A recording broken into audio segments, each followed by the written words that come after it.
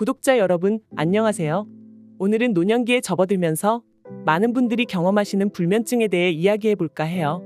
건강보험심사평가원의 최근 통계에 따르면 불면증 환자 수가 지난 5년간 21% 증가했다고 해요. 특히 60대 이상에서 가장 두드러진 증가세를 보였어요. 노년기에는 몸과 마음이 겪는 여러 변화로 인해 잠들기 어렵거나 깊은 잠을 자기 힘들어져요. 정신적, 신체적 증상뿐만 아니라 줄어든 야외 활동, 낮잠 시간 증가 등이 수면 패턴에 영향을 미친답니다. 이런 변화는 단순한 불편함을 넘어 건강에 심각한 영향을 줄 수 있어 주의가 필요해요. 하지만 걱정만 하실 필요는 없어요. 오늘 저희가 소개할 몇 가지 팁을 통해 노년기 수면의 질을 개선할 수 있는 방법을 알아볼 거예요. 식유차 상액. 여러분, 은퇴 후 규칙적인 생활 리듬을 유지하는 것이 얼마나 중요한지 아시나요?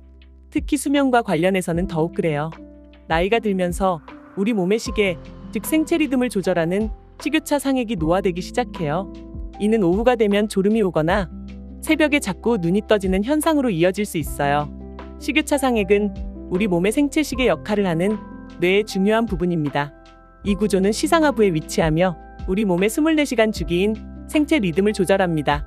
식유차 상액은 빛에 매우 민감하며 눈을 통해 들어오는 빛 신호를 받아 이를 처리하여 생체 리듬을 조절하는 신호를 몸 전체에 전달합니다. 그렇다면 어떻게 해야 할까요? 가장 중요한 것은 의식적으로 취침 및 기상 시간을 정해놓고 그 시간을 지키려고 노력하는 거예요. 매일 비슷한 시간에 잠자리에 들고 일어나면 몸이 그 리듬에 익숙해지며 수면의 질도 자연스레 높아진답니다.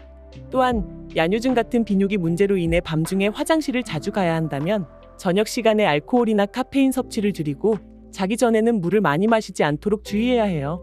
이런 작은 습관들이 모여 큰 변화를 만들 수 있어요. 햇빛 쬐며 운동에 몸 건강 챙기기.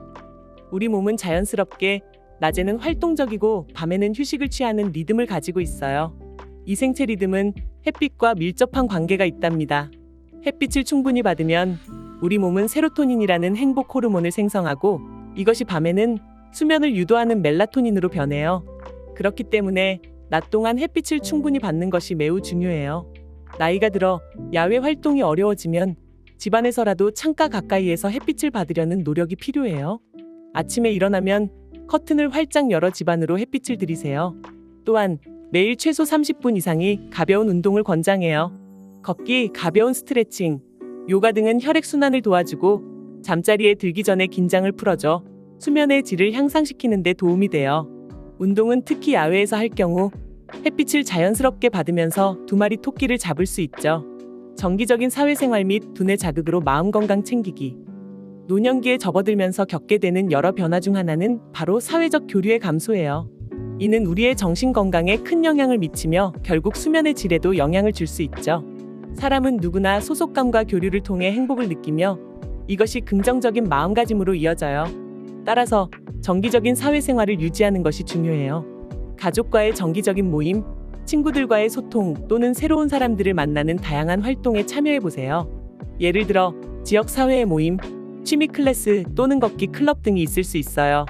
이러한 활동은 우리의 정신을 활기차게 하고 불안과 우울을 줄여 수면의 질을 개선하는 데 도움이 돼요. 또한 두뇌 활동을 촉진하는 것도 중요해요. 새로운 것을 배우거나 도전하는 활동은 뇌를 자극하고 정신적으로 건강하게 유지하는 데 도움이 돼요. 예술 활동, 취미 개발, 심지어 새로운 언어 학습까지 다양한 방법으로 두뇌를 활성화시켜 보세요. 이는 단순한 시간 보내기를 넘어서 우리의 삶의 활력을 불어넣고 결국 더 나은 수면으로 이어져요.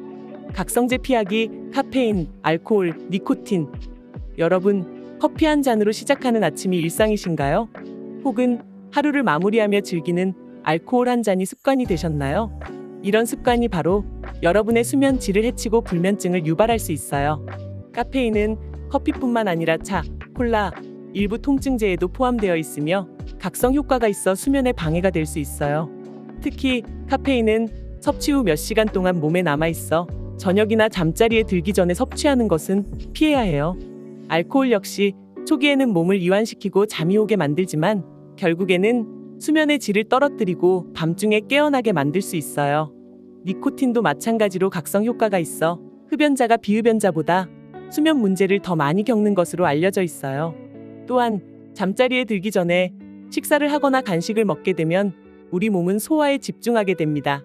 이는 신체가 이완되고 수면 모드로 전환되는 것을 방해할 수 있어요.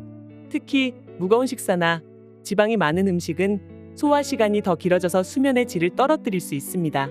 따라서 가능하다면 잠자기 최소 3시간 전에는 식사를 마치고 잠자리에 들기 전에는 가벼운 간식이나 수분 섭취를 최소화하는 것이 좋습니다. 낮잠 덜 자기. 여러분, 낮잠이 때때로 필요한 휴식이 될 수 있지만 불면증을 겪고 계신다면 낮잠이 오히려 문제를 악화시킬 수 있다는 점을 알고 계신가요? 낮잠은 밤에 깊은 잠을 자는데 필요한 신체의 수면 욕구를 줄여 밤에 잠들기 어렵게 만들 수 있어요.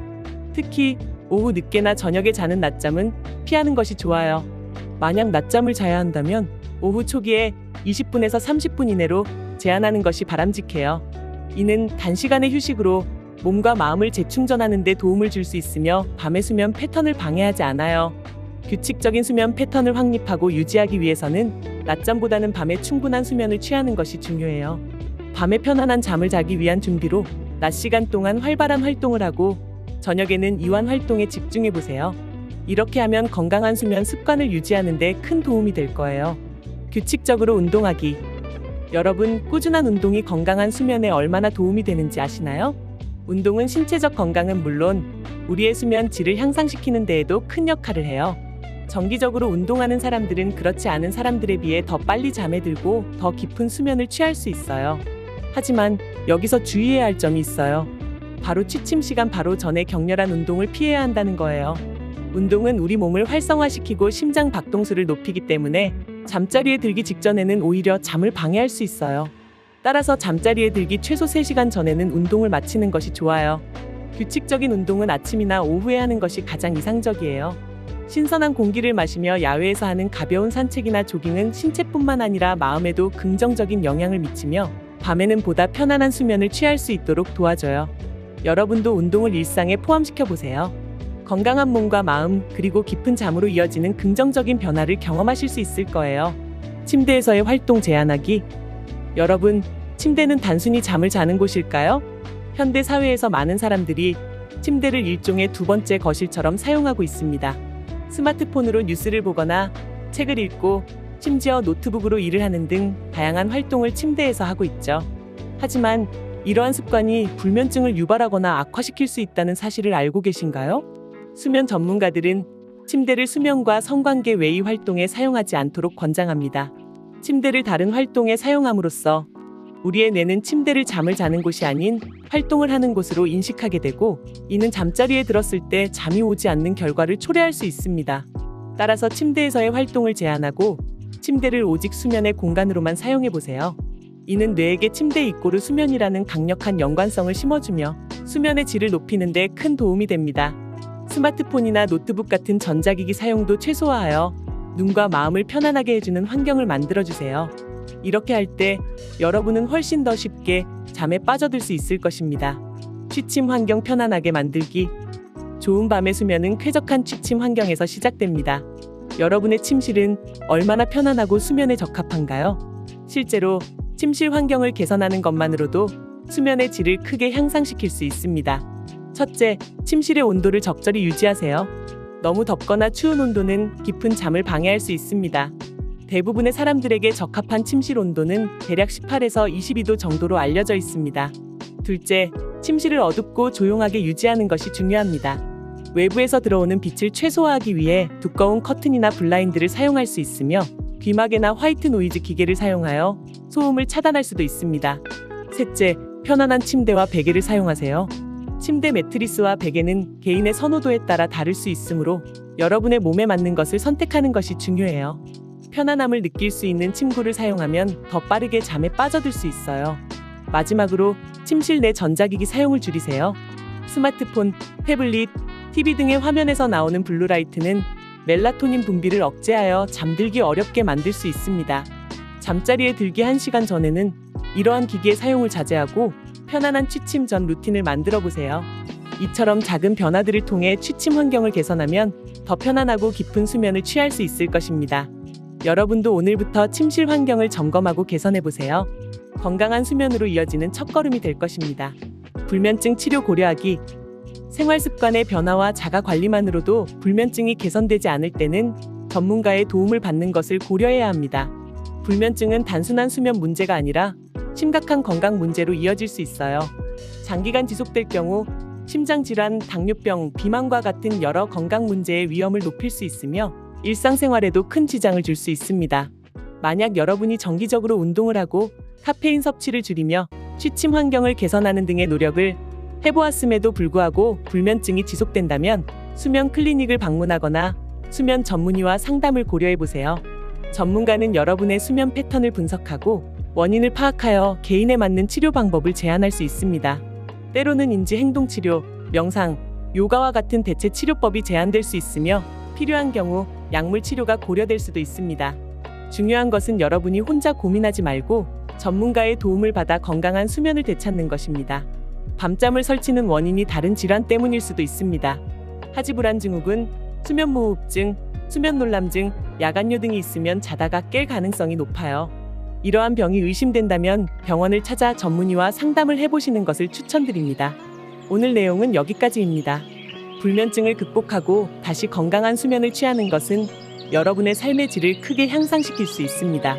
오늘 제가 소개한 팁들 중 하나씩 실천해보시고 여러분 모두가 편안한 밤과 상쾌한 아침을 맞이하시길 바랍니다. 처음 오신 분들은 구독과 좋아요 한 번씩 눌러주세요. 더 좋은 영상으로 보답해드릴게요. 시청해주셔서 감사합니다.